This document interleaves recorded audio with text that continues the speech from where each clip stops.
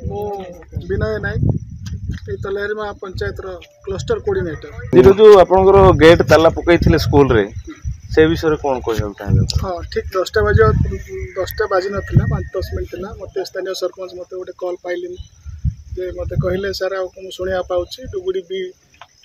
उच्च प्राथमिक विद्यालय कौन विशृंखला होपर मु सांगे सांगे आमर प्रधान शिक्षक महोदय को फोन कली सर कौन प्रोब्लेम है सी कहले नाई बर्तमान गाँव माँ बापा मैंने विद्यालयटा को ताला पकई पिला मैंने आम सब बाहर अच्छु मुझे कहली ठीक अच्छे व्यस्त हूँ नहीं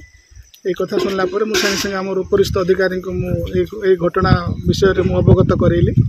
आ सी कहले ठीक अच्छे तुम समय नष्ट न कर जगार पहुँच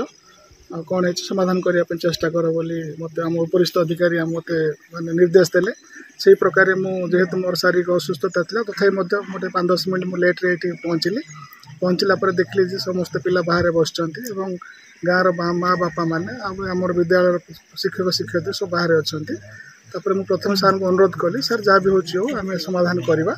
प्रथम आम गेटा खोलीदेवा पिला माने भीतर को जातु आम कथबार्ता करवा से जहाँ भी हो बर्तमान आमर अधिकारी निर्देश प्रकार जो ऑर्डरटा होता जे आमर जड़े जड़े शिक्षयित्री आम सामूहिक भाव में कासरीखोल प्राथमिक विद्यालय को डेपुटेशन करा जाउथिला जेहेतु से सिंगल टीचर थिले तेणुक से जेहेतु आम पिला संख्या ये अधिक अच्छा आम टीचर शिक्षक शिक्षयित्री कहीं देव सेटा भी जेन्युइन थिला बोली मु भी अनुभव कली तापर मु सार को पुणी कहली सार देखते एमती कथा आम कौन करवा स्थानीय सरपंच श्रीजुक्त बलभद्र कंवर आज्ञाकर उपस्थिति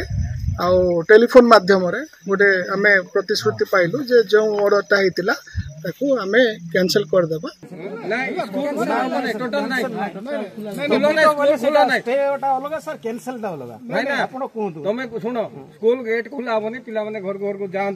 आमर ये गोटे शिक्षयित्री को डेपुटेशन पठा जाऊला कासरीखोल स्कूल को से आम तार विरोध बोली आम स्ट्राइक कर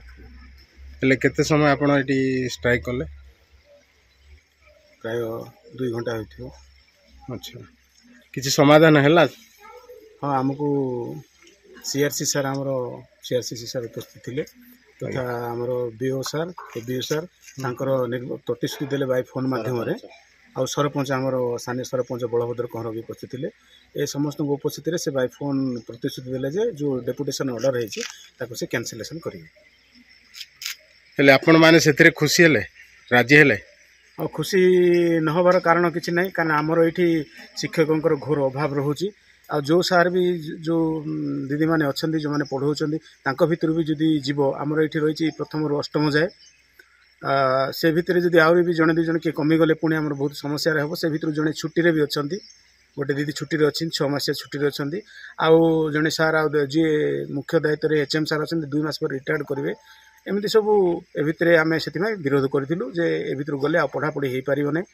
निश्चित भाव में यहाँ रखा जाऊ बोली आमर अभियोग थिला। नहीं जो मैडम कर ट्रांसफर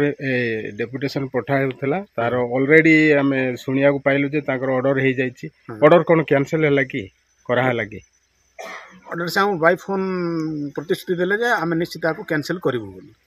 जदि न करती आपण मानकर आगामी कौन पदक्षेप अच्छी जदि न करती पुणी आम पुणी थे गेट ताला पकाई बाध्य हो तो पिला माने असुविधा हेबेनी पाठ पढ़िया